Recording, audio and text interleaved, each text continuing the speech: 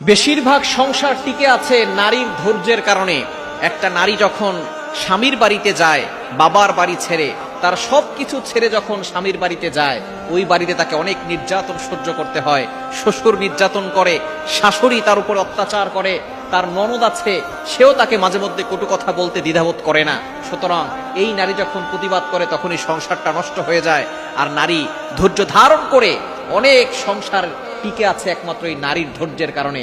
যেই সকল নারীরা ধৈর্য ধারণ করে, শ্বশুরের কথায় কান দেয় না, শ্বশুর তাকে ধমক দেয় তারপরও চুপ করে শোনে, শাশুড়ি তাকে ধমক দেয় তারপরও চুপ করে শোনে, ননদ তাকে কটু কথা বলে তারপরও সে ধৈর্য ধারণ করে, এই সকল ধৈর্য ধারণকারী নারীদের জন্যই অনেক সংসার টিকে আছে। সুতরাং তারা যখন প্রতিবাদ করা শুরু করবে তখন কিন্তু অনেক সংসার আর টিকবে না।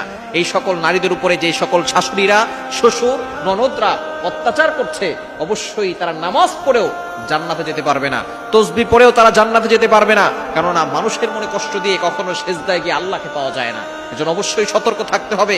একটা মেয়ে যখন তার বাবার বাড়ি ছেড়ে, প্রিয় বিছানা, প্রিয় বালিশ, প্রিয় বাবা, প্রিয় মা, প্রিয় ভাই, প্রিয় বোন, আত্মীয় স্বজন, বন্ধু বান্ধব যা আছে সকলকে ছেড়ে সে যখন স্বামীর ঘরে চলে আসে, ওই মেয়েটাকে রেসপেক্ট করতে হবে, সম্মান করতে হবে। এটাই হচ্ছে ওই বাড়ির প্রতিটি মানুষের দায়িত্ব এবং কর্তব্য।